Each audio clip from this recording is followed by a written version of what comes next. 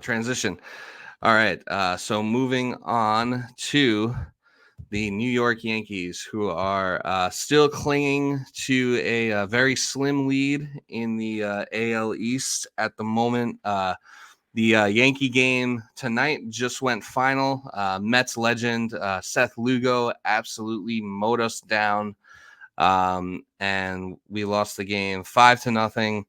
Looking at the statistics now, the Yankees only mustered up 3 hits in this game. Gleyber Torres had 2 of them, and Austin Wells had 1 of them. We might be talking about him in a segment coming up after this. Hint, hint. And but yeah, pretty brutal. Pretty brutal showing for the Yankees. They were struck out 14 times as a team. Lugo had 10 of those.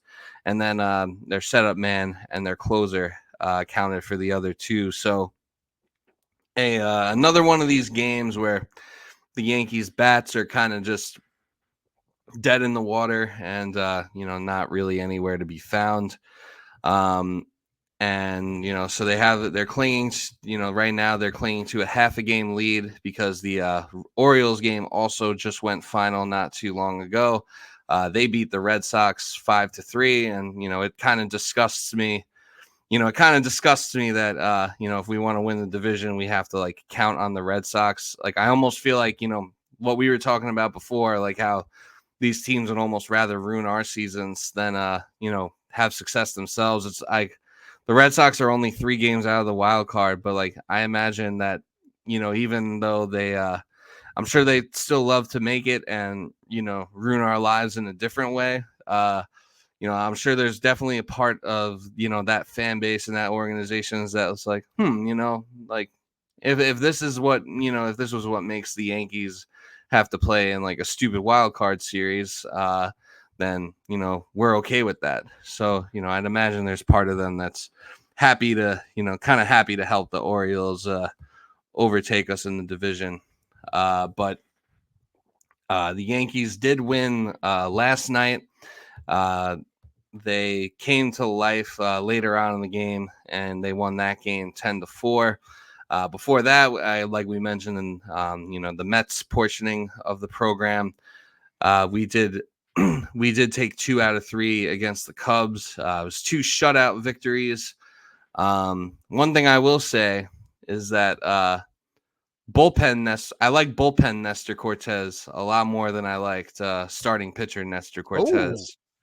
Because on Saturday, the Yankees won that game 2-0. They went up 1-0 in the first inning, and then they went up 1-0 in the first inning, and then they didn't score again until the 6th. And Clark Schmidt made his first start. Clark Schmidt made his first start back from a extended stint on the IL. He's missed the past 2 or 3 months basically.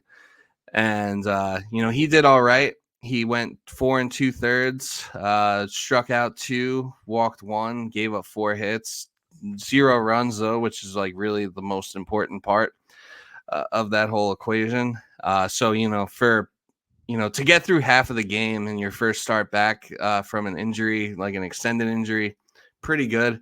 And then, then Nestor came in and he locked it down. He didn't give up a single hit. He didn't give up a single hit. He walked 1 batter and he struck out 3, and he was credited. He was actually credited with the win for that game since Schmidt didn't finish the 5th inning. So we kind of knew that when Schmidt and Luis Gil came back from their injuries, that there was going to be some Tetris and some gymnastics about, who's the odd man out of the rotation. It ends up being Nestor, and he wasn't too happy about it. He did have some comments after the fact where, he admitted as much that he definitely wasn't happy to be the person that got sent to the bullpen. He feels that he's a starting pitcher and that, he's part of that rotation. He was the opening, not the ace, but he was the opening day starter when Cole got hurt and, missed the first month or 2 months of the season. So, he definitely felt like a little bit slighted, but he also said that he would take that he would accept his new role and that he would take it in stride, and that that he would show that no matter what position you put him in, whether it's a long reliever, starter, whatever, that he'll be up for it, he'll be ready for it, and that he'll that he said he would perform at a high level. So definitely a good start to the bullpen Nestor redemption arc, and definitely I think a much needed one, especially as we do get closer to the playoffs. Obviously you expect Cole to be a workhorse. I think it's a fair expectation to say that anytime Cole comes to the mound, you are expecting a good 6 to 7 innings of quality pitching, and that can kind of give the bullpen a little bit of a breather. But as far as like the other starters in this rotation go, like Heel and Clark Schmidt, and Rodon, who with Rodon and Stroman, it's kind of like you kind of never know like which version of them you're gonna get. Stroman actually pitched tonight, and from what I saw, I mean, he didn't have the worst game, but he definitely looked like a little, especially like in the first inning, like he looked a little bit off, and then he kind of got himself into a jam, and to his credit, he worked his way out of it. And I mean, just looking at the box score right now. I mean, just shy of a quality start. Yeah, I mean, he was just shy of a quality start, but he did give up 7 hits. Really the reason, I mean, really you can't win if you don't score any runs. And then the bullpen didn't really do any favors. But yeah, I mean, like he did work himself into some trouble in the first inning, and I was like, yeah, he doesn't look exactly like he doesn't look like exactly like he had his best stuff. I mean, he obviously strung it together, only ended up giving up 3 earned, but yeah, they were able to put up a couple runs up on us in the third, and they have a lot of speed on that team that we it was clear that we didn't know how to handle it. So that we were just like outmatched. But yeah, like with Stroman, you kind of never know who you're gonna get. Same with Rodon. And you don't really know how far, Luis Heel and Clark Schmidt are both working their ways back from injury. So you're going to, it's like reasonable to expect that you might get some short outings out of them. And, with that, like you kind of need a guy in the pen, I think, that can kind of be that long reliever and not just like a mop up, like, oh, we're losing this game and we need to take our pitcher out and we need some slapdick to eat innings. Like we need an actual like long reliever that can give us some length and keep us in like high leverage situations and high leverage games. So I think that's a good role for Nestor Cortes for now. And and then we'll see what happens after that. I mean, this could be like he could be nearing, I guess, the end of his Yankee tenure. I mean, he's only under contract for a year, so he could decide to go elsewhere, and that'd be fine. But I would say that for right now, I think this is kind of like the perfect spot for him. I mean, and also we've seen several teams in the past few years that, whether it's by design, whether it's, hey, we want to have the most optimal arms that we have available out there in the most pressure spots, or whether it's out of the idea of we just don't trust our bullpen. And sometimes it's a combination of both. But we've seen teams win World Series in, I would say, really ever since 2015. We've seen teams deploy their starting pitching in the bullpen in spots where they've needed it. I mean, the Astros were doing that with Morton and McCullers in 2017. I think the Red Sox did that with Needy Eovaldi in 2018. I mean, the Nationals certainly had to go to it. They were using Scherzer and Strasburg and Corbin out of the pen because they didn't trust anybody else they had. Yeah, So they went to that. I know, when, like the Dodgers did that with Urias in 2020. yeah, when the Rangers were doing that last year because they didn't trust anybody they really had besides Leclerc. Yeah, and when the Red Sox won in 2018, Yeah, you know, I do have this memory, despite there being a power outage, but I do remember Chris Sale was closing out a lot of games like throughout those playoffs. Like because they didn't trust Kimbrel anymore. Yeah. Kimbrel kind of had like a shaky postseason that year. And, they kind of just, they're kind of just like, yeah, like we're not messing around with that.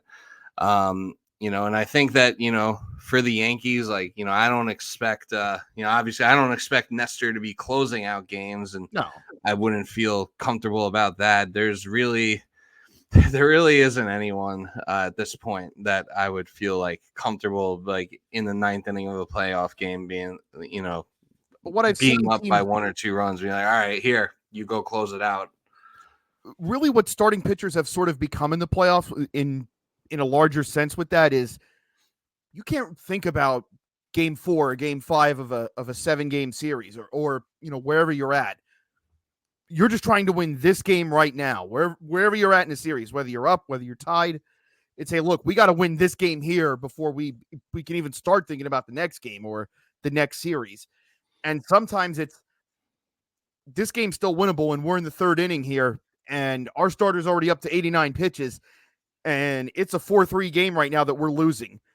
If we let him stay in any longer, this could get out of hand and then it's not a winnable game anymore. But if I've got my spare starter in the bullpen, and in this case it would be Nestor, so take your pick on whoever's starting on the mound. But for argument's sake, okay, this guy's getting knocked around, but I got Nestor there in the pen. He's fresh and ready to go, and I know I can run him 3-4 innings if need be, if he really gets going. And if he can settle them down and give our offense a chance to get back in this game while it's still winnable, yeah, that's the option I'm going to go with. I think a lot of teams have gone to that really over the past 7 to 8 years. And so going with Nestor here, which if Aaron Boone thinks that's the best option, or if he's not going to start a playoff game, he can still be an asset for us pitching in this role. If he's the fireman that comes in early in the game when it's still winnable, but our starter just doesn't have it, then yeah, let's make the best use of this guy if he's on the roster and let's have him use this spot. Yeah, I mean, well, if Aaron Boone thinks it's the best option, then it's honestly probably not. But that's neither here. That's neither here nor there, and I know what you mean too. I'm just being a bit of an ass, but yeah, no, and like especially for like early in the playoffs, like if the Yankees do find themselves in a if the Yankees do find themselves in the wild card and they find themselves in a 3-game series, and then the division round, which would be like a best of 5, you use a 3-man rotation for those early series. You could potentially move another one of your starters to the bullpen. I don't know who that would be. I don't know if you say, hey, Luis Gil, like you've been great this year, but like, maybe the moment of being a starter, as a rookie in a playoff game in like Yankee Stadium, like, maybe that's too big for you. We don't know. I mean, he's really any test they've really given him, like he's kind of proven like no moment's really too big for him thus far. But that's a different animal. So like maybe they decide to go that route, or maybe like maybe if like Stroman or Rodon is like struggling and not really having their best stuff at that time, maybe they decide to move one of them to the bullpen, and maybe you have like, I think your rookie would feel more comfortable at home than he would on the road. Yeah. I mean, maybe Yankee Stadium was not the right example, I guess, just because like of how like ruckus the crowd gets in October, and just how crazy everything is, like in the bright lights, it fucks with a lot of people. So yeah, but like in theory, but also like it's also a very like hitter friendly park, so like you can't really make mistakes regardless if you're home or away. But yeah, no, I definitely get your point to that. It'd probably be better, or even vice versa, if they have to go if they have to go into, Houston or Cleveland or Baltimore or wherever, maybe they would say, hey, maybe you're better suited to kind of come out of the pen and be like a long relief guy, or just even just a normal like kind of relief pitcher temporarily, because like, there are a lot of players in this bullpen, and as of right now, we really can't trust any of them. Now are there was a famous young starter about 17 years ago in the pinstripes that they moved to the bullpen, and his career took right off. You never know. You do never know. And did just fine. Yeah, he was just fine. Yeah, unanimous Hall of Famer, no big deal. Best closer of all time, no big deal. Well, it wasn't going quite that. I was saying like Jabba was a young starter, and granted, I mean his career arc. Oh yeah. Oh, you're talking about Java. Yeah, and handled that just fine. I'm like just for that year, perfectly fine. Oh yeah, honestly, oh yeah. You know what? I'm losing track of time because we all are. Say like 17 years ago, because my thought was like, he's talking about like Mariano Rivera and like him, but I'm pretty sure he was always a reliever. And I don't think he was ever a starter, except for that one time they let him start an All-Star game, like in his last year, which was pretty cool. But it's going to be 25 years next month from the Ventura Grand Slam single. And someone's going to bring it up to me. And the first thing I'm going to say is, what the fuck did you just say to me? Yeah. Like, actually, 25? Mariano Rivera at this point made his debut almost 30 years ago. So, yeah. It is crazy that the Jabba was 17 years ago. Although I'll say this about Jabba, not to go too much into a rabbit hole down the past, but I actually did not like when they made him a starting pitcher. I preferred him. I get it. Yeah, I preferred him in the bullpen. Thought he should have just stayed there. He was great in the bullpen. And if you have a weapon like that that's working that well, like don't mess with it until it's not working. It's exactly. Yeah, and I felt like they pulled the plug on that too early. Now, will the Yankees and will Aaron Boone and Brian Cashman and the Yankees analytics team and the people that make these decisions, will they be will they be able to set their egos aside and be proactive enough to do this if the opportunity does present itself? I'm not too sure, because despite every time I think Clay Holmes had another blown save in the past week or so, and Boone went on the John Boy show the next day and was just like, oh no, that's our guy. He just gets unlucky, which I don't know how you can continue to have the same thing happen over and over and over again. Actually, I think it was the last time we recorded last week. Right after we got off, Clay Holmes gave up a grand slam to Wyatt Langford, and they ended up losing that game. We've been lucky, because I was kind of afraid. I was like, man, the next time we record, 2 weeks ago was the Corbin Carroll grand slam game. Last week was Wyatt Langford. I'm like, who's getting it this week? Yeah, luckily tonight it didn't matter. Luckily tonight both of our teams just kind of decided to shit their pants and not really do anything. Not really do. Yeah, so I mean, yeah, it's good to have it. Does favor Nestor being a reliever here is he could be different from, we've talked about starters being in this role, and usually it's guys that are throwing 98, 99 and have that full repertoire. And this is not to take away from Nestor, but his whole thing is, well, he's got the funky windup and he's got the hitch and he messes with guys' timing. Now, yeah, he's not going to blow you away with stuff. As a starting pitcher, if you're a hitter, you get a second and third look at that guy, you can time him. And I know sometimes he gets jumped early, but that's aside from the point here. When you've got a guy coming in that's living off velocity, everyone can time a fastball eventually. That's why they're all up there. Yeah, especially if you've been seeing 98, 99 all the whole day. And now you got this to deal with. The first 5 innings or whatever, and then you get Nestor with his 92 to 94 mile an hour fastball and his funky his funky windups that he does from time to time. Just please don't balk in a postseason game. Like, just please don't do that. I'm honestly impressed that he's gone this far with doing all these things and has not been called for a balk yet. Like, listen, they never called it on Andy Pettitte in a playoff game. I'm sure Nestor's fine. Fair enough. Yeah, I mean, I feel like half people still don't even know what a balk is, but also, I'm just hating. That's yeah, as we do. Next month, it could potentially turn into Chris is the host, and his co-host here will turn into Silky Johnson from the Player Haters Ball. Hater of the Year 2002 and running would be me. Hater of the year. Hater of the year. Hater of the year. Back to back enough that it's old enough to drink. Yeah, that's they already have my banner hanging. That's my legacy is certified. Yeah, certified hater in the rafters. And since we mentioned Andy Pettitte, I want this on record because this never gets brought up enough. Go back and watch the 2000 World Series film. Andy Pettitte said that ball was out in game 1, that it was a home run. Andy Pettitte said that on tape. Oh, like, do you mean like after it was hit?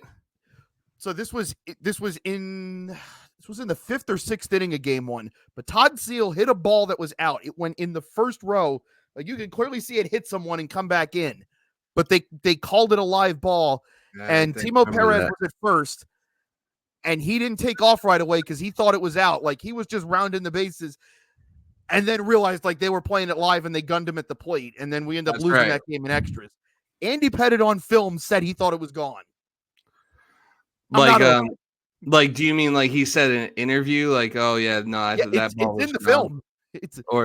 Or was it like right after? Like, did he like mouth it or something like after the? No, they interviewed him.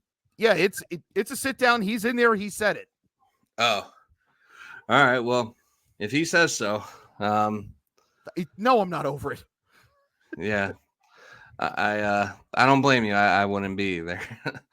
But here we are. Here we are, 25 years later, and but yeah, the Yankees got one more game against the Royals tomorrow. It's been a pretty good. Like 2 blowout wins. Like, the Yankees blew the Royals out like yesterday, and they kind of not blew us out, but I mean, they shut us out, and we really couldn't get anything going. So, it's good to and even though the Royals aren't necessarily in the same tier as the Yankees, but it is good to it is good to see them having like a good like competitive back and forth series with the Royals. All the Aaron Judge, Bobby Witt Jr. debates are at like an all-time high. I refuse to engage. Y'all know where I stand on that. But tomorrow should be a fun pitching matchup: Heel versus Reagans. Oh yeah, it's gonna be Heel versus Reagans. So that'll be that'll definitely be interesting. Hopefully Heel continues to deliver with some good stuff. I know that he pitched pretty well his first game back, because his first game back was the Friday game against the Cubs, which he pitched, which he went 6 shutout innings and struck out 7. So yeah, if he could just do that again or something similar to that, and just stay on that trajectory going into the playoffs, that would be great. And then we get a 4-game series with the Boston Red Sox, and I don't know if I mean, I'm expecting this series to be I'm not gonna say like a bloodbath, because that would imply that like one team is really badly beating the other. But I'm expecting both of these teams to really like. I'm expecting from this upcoming Red Sox series, I'm expecting like kind of like a good old fashioned like Yankees Red Sox series, like the ones that we're really have been accustomed to, like growing up, like both teams have a lot to play for. Obviously, Yankees trying to wrap up the division. Red Sox 4 games back out of the wild card now after that loss. So like this, they have to be looking at this 4-game set as like if we don't take at least 3 out of 4 against the Yankees, our season's done. So I'd be expecting them to, kind of be throwing the book at us and give us everything they have. And, I honestly, I mean, I expect us to do the same in return. So yeah, I say this with all due respect. They may throw the book at you, but I think right now they got a pamphlet. Their pitching has just completely fallen off a cliff here. It was, I would say, for at least the first half. I mean, not that I ever thought the Red Sox were going to be like any sort of postseason threat, but it's like, okay, that lineup's interesting and their pitching's doing enough. Like Houck, at least, is a number 1 starter for this year. And, Bayo's had his moments over the past couple of years. Like if he puts it together, like all of a sudden that's a semi-interesting rotation there. I don't know about their bullpen, but like, hey, okay. We've seen teams put it together in the second half. And Houck's fallen back to earth and Bayo's just never put it together. And it feels like that entire staff just regressed all at once. And now the offense is still decent, but I wouldn't say it's peaked the way it did in the first half, where it felt like there were 6, 7, 8 guys that were legitimately going to be a problem at the plate. And I'm not even saying just Rafael Devers. Like you had to worry about Duran. You had to worry about Rafaela. There were several other parts of that lineup where it's like, okay, like you can't just pitch around Rafael Devers and think you're going to be fine. Like this is a lineup that you have to work through. And I don't, I wouldn't say they've plummeted, but they aren't carrying the staff the way they were in the first half. And it just feels like everything's falling apart on that front, to say nothing of their bullpen. Their bullpen's they went out and tried to address the bullpen at the deadline. And if nothing, that made it worse. Yeah, they did get where, that bullpen stinks. And I realize you guys aren't where you were in the first 2 months, but I would say you've righted the ship enough that I would think you guys get at least 3 coming up in this series. Yeah, I would say that's like a reasonable expectation. I expect every game to be pretty like competitive and close, though, to be honest with you. I just know how these things work, and I just know that like that's a series that they're going to be getting up for. Not that like, not that like coaches or managers have like, a huge impact when it comes to baseball with like motivational speeches and things of that like. I could see this being one where Alex Cora like really like pulls out all the stops and like, make sure that his guys are like, they're ready to like go and like run through some walls. I wonder if Alex Cora will break out the 2004 ALCS highlights. I've heard that's something you do in these sort of situations. Yeah. That's a touchy subject, and yeah, I definitely I know we're not the first people to have this thought, but it's never not going to be funny to me for this reason. He volunteered that at game 4. Like, there was still very much a chance this could go poorly. That is something you only offer when, all right, hey, so you want to know how he actually pulled this off? So I sat everybody down before game 4, and here's what we did. That's the only time you should ever say that. Yeah. Guantanamo couldn't get that out. If I'm the manager of the New York Yankees, like Guantanamo couldn't get that out of me. Oh yeah. Just that was just a PR nightmare for Boone in a long list of PR nightmares. You know what though? I bet Boone probably felt some type of way though. He probably felt like, man, like I got you guys to the World Series the year before, and then I had that accident when I was playing basketball, and then you went and got fucking A-Rod and forgot about me until I became your manager. So like, I'm going to stick it to your organization now and, bring up like the most, basically the most like, I guess, one of the most like historic collapses in all sports history, blowing that lead. And are you calling Aaron Boone an inside job? Is that what's happening? I mean, honestly, you look at some of the decisions he makes and the way he carries himself. Aaron Boone very well may be an inside job, and I don't mean to. I've accused Tom Glavine and Max Scherzer of the same, so I'm not like throwing stones here. I'm just asking. Yeah, no, I mean he very well may be, and it's obviously the timing of this discussion could not possibly be worse, as we are probably releasing this episode, or at least part of it, on September 11th. So boy. Oh, yeah, so definitely, that was just a coincidence. We definitely are not making jokes about that.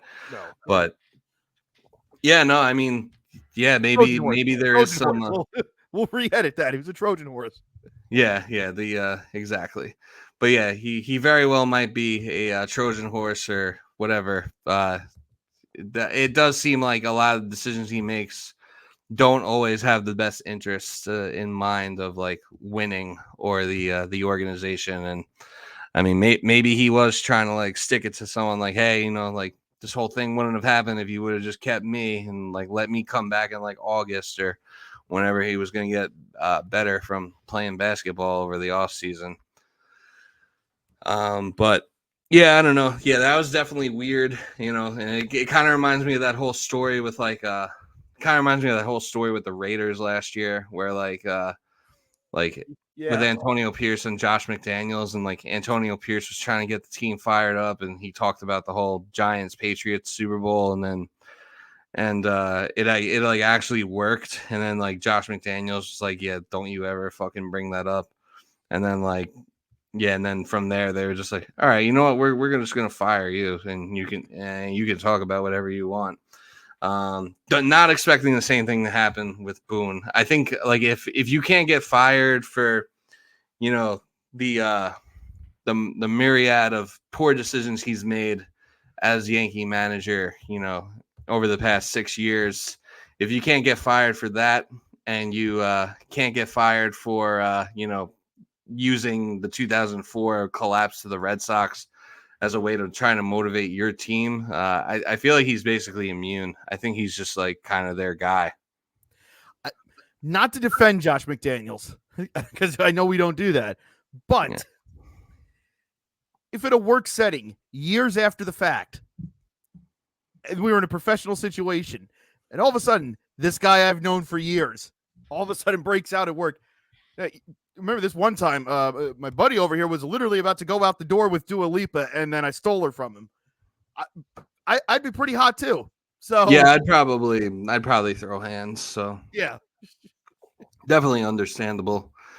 But yeah, no, I'm expecting a good series at home against Boston. Let's end those frauds, as the kids would say. I'm not quite sure what the pitching matchups are for that series. They don't seem to be available yet, but we don't have anybody for you guys, but they have Boston's. Okay, so who do we got? So it'll be Cooper Criswell on Thursday, Tanner Houck on Friday, Brian Bayo on Saturday, and Cutter Crawford on Sunday. Food. Hopefully we don't make Cutter Crawford look like Cy Young again. Yeah, because the last time, not the last time, but the first time we played the Red Sox was in June, and that was like right when we were kind of starting to slide a little. That was like right when the like bad stretch of baseball where they were like barely better than the White Sox for like 50 games, like kind of started.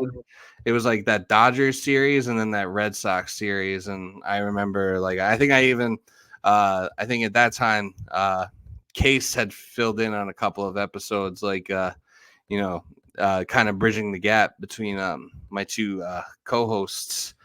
And I remember telling him like, oh yeah, like this is kind of concerning. Like, the Red Sox are kind of good, and they kind of punched us in the mouth. And like I remember that was the series where the Red Sox were kind of able to expose a big weakness of the Yankees on the base pass, where it was like Jose Trevino couldn't throw. But luckily now, Austin Wells has solidified himself as the as like the everyday catcher. Trevino is the backup, and luckily Wells can hit and can throw.